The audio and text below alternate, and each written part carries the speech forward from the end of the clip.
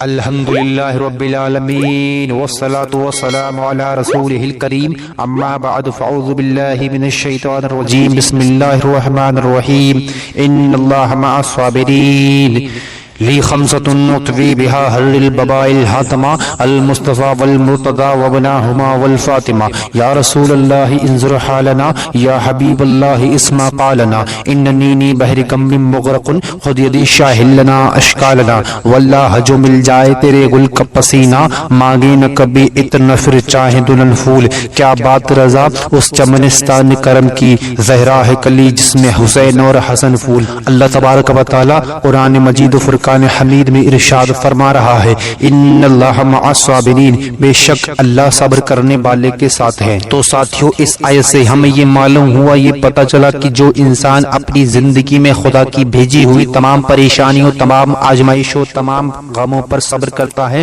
خدا اس کے ساتھ ہے، خدا اس کے ساتھ ہے۔ صبر کی جب بھی بات آتی ہے، آزمائش کی جب بھی بات آتی ہے، قربانی کی جب بھی بات آتی ہے، غموں کی جب بھی بات آتی ہے، تو سب سے پہلے حضرت امام حسین کا نام آتا ہے، حضرت امام حسین کا سب سے پہلے نام آتا ہے۔ خدا تبارک و تعالی انسان کو الگ الگ طریقے سے آزماتا ہے، الگ الگ طریقے سے غموں کو دیتا ہے، الگ الگ طریقے سے آزماتا ہے۔ کسی کو بھوک کے ذریعے آزماتا ہے تو کسی کو پیاس کے ذریعے آزماتا ہے، کسی کو اولاد کے ذریعے آزماتا ہے تو کسی کو مالی نقصان کے ذریعے آزماتا ہے تو کسی کو جانی نقصان کے ذریعے آزماتا ہے۔ لیکن حضرات میں آپ کو بتاتا چلوں، امام حسین ہی ایسی ایک شخصیت ہے، امام حسین ہی پوری دنیا میں ایسی ذات ہے جس کو خدا نے ہر طریقے سے آزمایا ہے۔ میری قوم کے مسلمانوں، اب ذرا غور کرنے کا مقام ہے، ذرا غور کریے۔ حضرت عباس شہید ہو رہے ہیں، خدا آزما رہا ہے۔ ننھے اصغر شہید ہو رہے ہیں، خدا آزما رہا ہے۔ قاسم کی زبانی لٹ رہی ہے، خدا آزما رہا ہے۔ علی اکبر شہید ہو رہے ہیں، خدا آزما رہا ہے۔ مسلم بن عقیل شہید ہو رہے ہیں،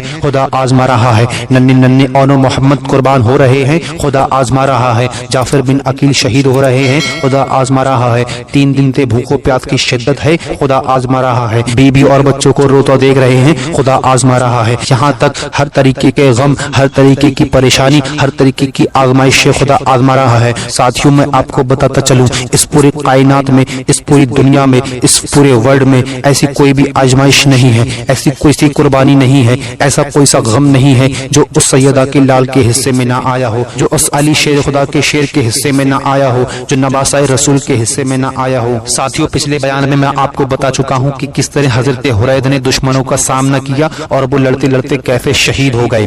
حضرت حرید کے شہید ہونے کے بعد سیدہ کے لال نے ایک ایسا اعلان کیا، علی شیر خدا کے شیر نے ایک ایسا اعلان کیا جس سے سارے خیموں میں ماتم سا چھا گیا، ہر طرف سے رونے اور چلانے کی آوازیں آنے لگی۔ سیدہ کے لال نے بڑے صبر سے کام لیا، سیدہ کے لال نے صبر سے کام لینے کے بعد اعلان کیا کہ اب میرا بڑا بیٹا علی اکبر ظالموں سے مقابلے کے لیے تیار ہو جائے، اب میرا بڑا فرزند دشمنوں سے جنگ کرنے کے لیے تیار ہو جائے۔ اب ذرا غور کرنا میرے ساتھیوں، حضرت علی اکبر اپنی تلوار کو لے کر آئے اور اپنے بابا حسین سے گلے ملنے کے بعد وہ حسینی شیر کربلا کے میدان میں جیسے ہی پہنچتا ہے، سارے یزید اسے دیکھ کر تھر تھر کانپنے لگتے ہیں، سارے یزیدی میدان چھوڑ کر بھاگنے لگتے ہیں، سارے یزیدیوں کے پسینے چھوٹنے لگتے ہیں۔ اب ذرا غور کرنا میرے ساتھیوں، جیسے ہی اس 16-17 سال کے جوان شیر نے ظالموں پر حملہ کیا، ظالموں پر دہاڑنا شروع کیا، تو جو یزیدی ان کے سامنے آتا، حسینی شیر اس کو جہنم میں پہنچاتا جاتا، حسینی شیر اس کے 2 ٹکڑے کرتے جاتا،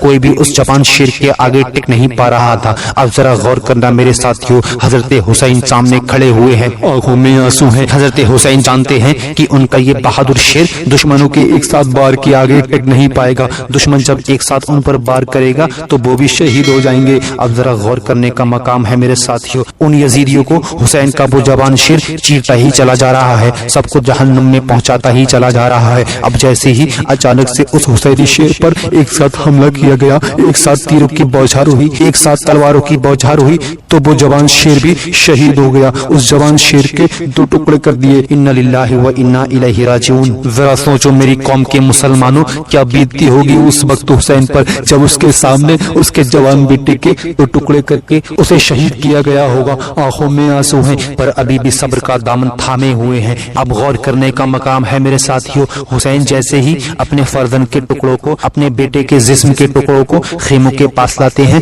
خیموں کے پاس لا کر ایک کونے پر رکھ دیتے ہیں۔ میرے دوستو، ابھی تو بڑے بیٹے کے ٹکڑوں کو کونے میں رکھا ہی تھا، ایک طرف سے اٹھا کر رکھا ہی تھا، خیموں میں سے آواز آئی، آپ کا دودھ پیتا 6 مہینے کا علی اصغر پیاس سے تڑپ رہا ہے، پیاس کے مارے آپ کے بیٹے کے ہونٹ سوکھ چکے ہیں۔ امام حسین بھاگے بھاگے خیمے میں جاتے ہیں، ان کا دودھ پیتا بچہ علی اصغر پیاس کی شدت میں تڑپ رہا ہے۔ امام حسین نے اسے سینے سے لگایا اور دوڑتے دوڑتے اس ننھے اصغر کو لے کر کربلا کے میدان میں پہنچتے ہیں۔ جمعے کا دن ہے، کربلا کی تپتی ہوئی زمین ہے، غور کرنے کا مقام ہے ساتھیوں۔ دشمنوں سے حسین نے کہا، تم کو مجھ سے دشمنی ہے، تم کو مجھ سے رنجش ہے، اس بچے سے تو نہیں، اگر تم اس کو تھوڑا سا پانی پلا دو گے تو یہ اتنا چھوٹا ہے کہ تم سے لڑ بھی نہیں سکتا، اگر تم تھوڑا سا پانی اس کو بھی پلا دو گے تو یہ اتنا چھوٹا ہے کہ تم سے لڑنے کے لیے کھڑا بھی نہیں ہو سکتا۔ امام حسین کا اتنا ہی کہنا تھا کہ اچانک سے حرملہ نام کے یزیدی بھیڑیے کا تیر سنسناتا ہوا آتا ہے اور اس ننھے اصغر کے گلے کے پار نکل جاتا ہے، اس ننھے اصغر کے گلے کو چھلنی کر دیتا ہے۔ اب ذرا غور کرنا میرے ساتھیوں،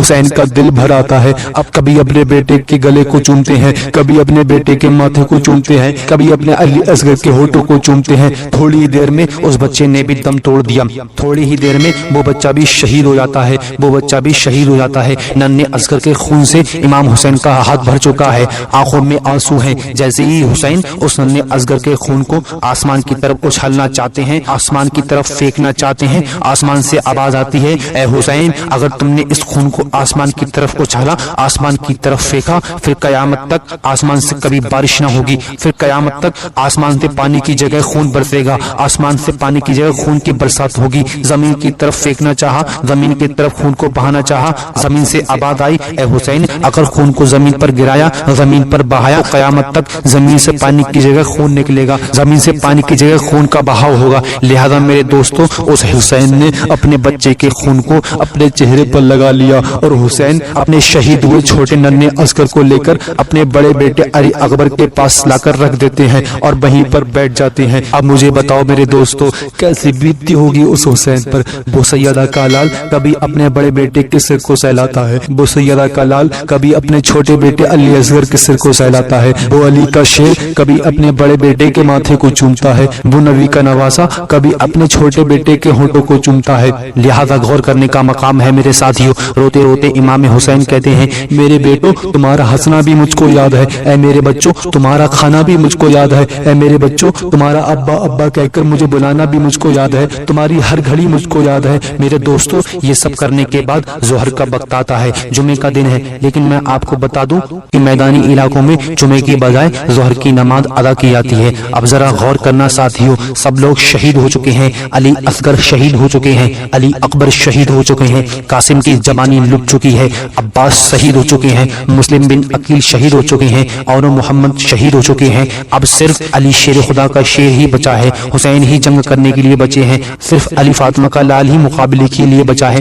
نبی کا نواسا ہی دشمنوں کو جہنم پہنچانے کے لیے بچا ہے۔ وما علینا الا البلاغ، میرے بولنے میں یا آپ کے سننے میں کوئی بھی غلطی ہوئی ہو، اللہ سے دعا ہے اسے معاف فرمائے، آمین۔ کربلا میں جانے کا صرف بہانہ تھا، ظالموں کے ہاتھوں سے دین کو بچانا تھا، شیر کھار بچے کو ہنستے تیر کھانا تھا، شوق تھا شہادت کا، پیاس کا تو